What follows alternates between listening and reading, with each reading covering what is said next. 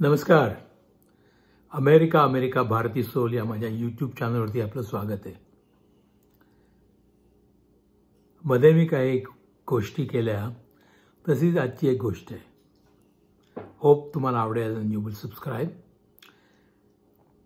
तर काही वेळा कॅज्युअली आपण लोकांना सल्ला देतो. माझी खात्री आहे की तुमच्यापैकी सुद्धा खूप लोकांनी सल्ले दिले असतील. पु ल देशपांडेंचं एक नाटिका होती कंबर दुखण्याबद्दल. त्याच्यामध्ये आयुर्वेदिक, होमिओपॅथिक, एक्सरसाइज करणारे सगळेजण त्या पेशंटला सल्ले देत असतात. तेव्हा तुम्हाला डॉक्टर किंवा मेडिसिनचा बॅकग्राऊंड असो का नसो तरीसुद्धा सल्ला द्यायला कोणीही मागे पुढे पाहत नाही. कोणाला सर्दी झाली आहे, व्हिटॅमिन सी घ्या. डोकं दुखतं आहे, टायलेनॉल घ्या. किंवा इंडियामध्ये पॅरासिटामॉल, पॅनाडॉल घ्या. अंग दुखतंय, कंबर दुखतीये, पाठ दुखतीये, काय दुखतंय, घ्या पॅरासिटामॉल घ्या. तर अशा कॉमन गोष्टी आपण नेहमी सांगतो. Aspirin is also very commonly use drug in India as well as here. मागे एकदा माझ्या एका पेशंटला ॲस्पिरिनची ॲलर्जी असल्यामुळे त्याला जो अस्थमाचा अटॅक आला आणि त्याला ट्रेकियास्टमी करायला लागली इमर्जन्सी. ती गोष्ट मी पुन्हा केव्हा तरी सांगेन. पण आपण या गोष्टी कॅज्युअली वापरतो, लोकांना सांगतो आणि जोपर्यंत लोक काळजीपूर्वक या गोष्टी वापरत नाहीत, कारण जर वापरतात तोपर्यंत तर काहीच प्रॉब्लेम नाही. पण काही वेळा काहीतरी होऊन जातं. तर त्यातली तशी एक गोष्ट ही आज सांगतोय. रात्रीचे साधारण 9 वाजले होते आणि मला कॉल आला. त्या काळी मी ICU किंवा इंटेन्सिव्ह केअर युनिटमध्ये बरंच काम करायचो. मला कॉल आला, एक नवं कन्सल्ट होतं आणि त्या पेशंटला रेग्युलर फ्लोअरवरनं म्हणजे रेग्युलर वॉर्डमधनं ICU ट्रान्सफर करणार होते, कारण की त्याचं ब्लड प्रेशर खाली गेलेलं होतं, हार्ट रेटवरती गेलेला होता. मी हॉस्पिटलमध्ये जायला निघालो आणि जाता फोनवरती नर्सशी बोललो कारमधनं. आणि मग मी त्याच्या प्रायमरी केअर डॉक्टर किंवा फॅमिली डॉक्टर त्याच्याशी बोललो, ज्यांनी पेशंटला ॲडमिट केलं होतं. तर ती गोष्ट अशी होती की साधारण हा 55-57 वर्षाचा माणूस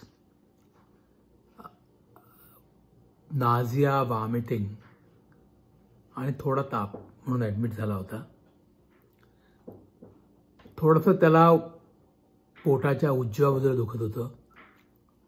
त्यामुळे एक इमर्जन्सी रूममध्ये आल्यानंतर त्यांनी त्याच्या काही टेस्ट केल्या आणि त्याला ॲडमिट केलं.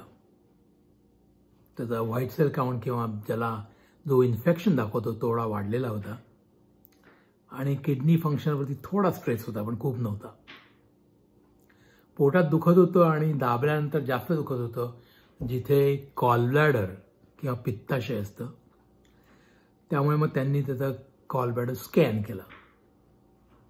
गॉलब्लॅडर स्कॅन निगेटिव्ह आला. CT स्कॅन किंवा कॅट स्कॅन पोटाचं करण्यात आलं होतं, त्यात खास काही निघालं नाही. म्हणजे त्याला बाउल्समध्ये काही नव्हतं, किडनीत काही नव्हतं, गॉलब्लॅडरमध्ये काही नव्हतं. त्याला IV इंट्राव्हिनस अँटीबायोटिक सुरू केले होते आणि फ्लुइड दिले होते. सकाळी आलेल्या पेशंटची परिस्थिती संध्याकाळी किंवा रात्री बिघडली. ब्लड प्रेशर ड्रॉप झालं, त्याला श्वासोश्वासाला त्रास व्हायला लागला. तेव्हा मग प्रायमरी केअर डॉक्टरनी मला बोलवलं आणि त्याला ICU ट्रान्सफर करायला सांगितलं. एकंदर परिस्थिती पाहता हा गॉलब्लॅडरचाच अटॅक असावा असा संशय दाट होता, कारण पोटात उजव्या बाजूला दुखत होतं जिथे गॉलब्लॅडर असते किंवा पित्ताशय असतं. त्याचे लिव्हरचे काही एन्झाईम्स ॲबनॉर्मल होते. त्याला नाझिया, वॉमिटिंग थोडंसं झालेलं होतं आणि थोडा ताप होता. मी हॉस्पिटलमध्ये पोचलो त्यावेळी मी ऑलरेडी सांगितलं होतं प्रायमरी केअर डॉक्टरला की मी एका सर्जनला बोलवणार आहे, कारण की आय एम हायली कन्सर्न की याला हा ॲक्च्युअली गॉलब्लॅडर आहे आणि त्यामुळे तिचा जर अटॅक सर्जरीनी ट्रीट नाही केला तर हा पेशंट दगावण्याचा खूप चान्स होता. आणि तसा यंग माणूस होता, 55-57 वर्षाचा, म्हणजे रिलेटिव्हली यंग. हॉस्पिटलमध्ये पोहोचलो, ब्लड प्रेशर लो होतं, सगळे रिपोर्ट्स पाहिले, पेशंटला पाहिलं. गोष्ट अशी होती की 3-4 दिवसापूर्वी या माणसाला फ्लू टाईप सिम्पटम्स सुरू झाले. अंग दुखत होतं, डोकं दुखत होतं, नाकाचं कंजेशन, सायनसचं कंजेशन, टिपिकली इन्फ्लुएन्झा किंवा फ्लू किंवा व्हायरल इन्फेक्शन जसं होतं तसं झालेलं होतं. ते झाल्यानंतर यांनी ओव्हर द काउंटर प्रॉडक्ट घेतले, टायलेनॉल. प्रायमरी केअरने त्याला एक अँटीबायोटिक दिलं होतं. मग तो ERमध्ये आल्यानंतर त्याला इंट्राव्हिनसली अँटीबायोटिक सुरू झाले. आणि आता मी पाहिल्यानंतर त्याला दुखत होतं पोटामध्ये, तर त्याचा मेंटल स्टॅटस म्हणजे रिस्पॉन्सिव्हनेस कमी झाला होता. ब्लड प्रेशर 70-80वर आलं होतं. टेम्परेचर नॉर्मल होतं. स्टॅट लॅब्स मी ऑर्डर केल्या आणि त्याला आणखीन फ्लुइड, मग थोडंसं अल्ब्युमिन द्यायचं म्हटलं. सर्जन आला, त्यांनी पाहिलं, फॅमिलीशी बोललो, म्हटलं याला गॉलब्लॅडरचा अटॅक आहे असं वाटतंय किंवा दुसरे काही असू शकतं, परंतु टेस्ट केल्या ज्या होत्या म्हणजे कॅट स्कॅन, CT स्कॅन, गॉलब्लॅडरची टेस्ट, ते सगळ्या नेगेटिव्ह होत्या.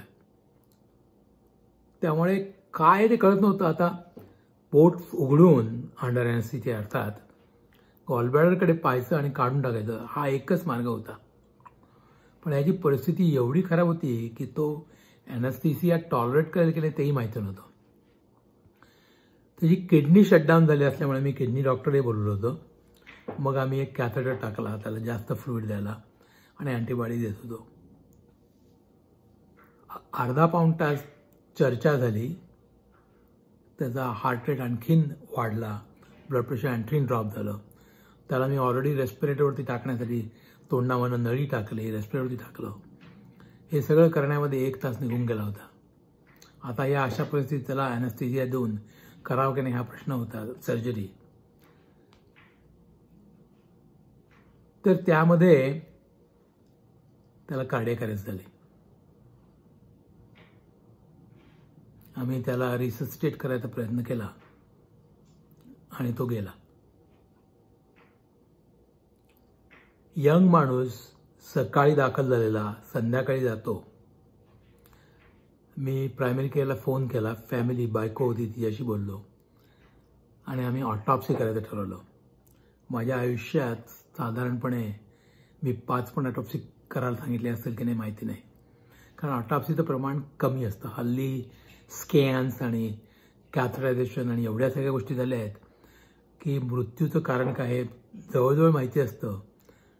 ऑटॉप्सी करून फास्ट काही निघत नाही, पण या माणसाला एक्झॅक्ट काय होतं ते कळणं भाग होतं. ऑटॉप्सी केली आणि पॅथॉलॉजिस्टने मला कॉल केला. याला ॲक्यूट लिव्हर फेल्युअर झालं होतं रिलेटेड टू टायलेनॉल किंवा पॅरासिटामॉल, पॅनाडॉल ज्याला इंडियात म्हणतात, टॉक्सिसिटी. या माणसाला इन्फ्लुएन्झा झाल्यानंतर त्याने ताप, अंग दुखणं, कंजेशन यासाठी टायलेनॉल घेतल्या.